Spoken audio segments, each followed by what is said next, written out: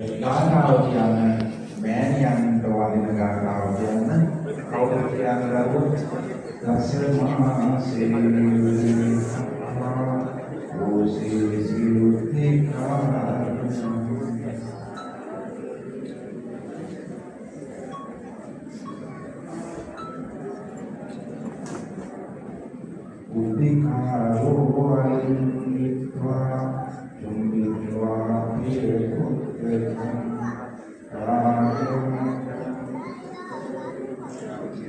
දරුවගේ කිසට අත තබා ආශිර්වාද කරන්න දෙමාපියන්.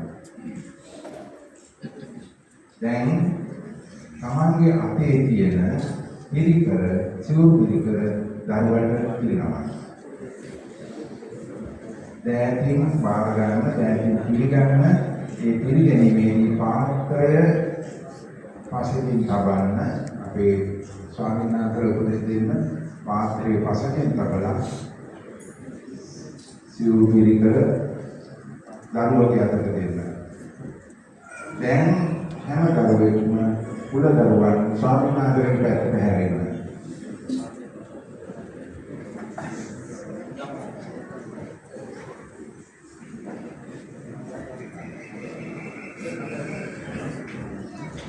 මේ දැන් අපේ දෙමාපියන්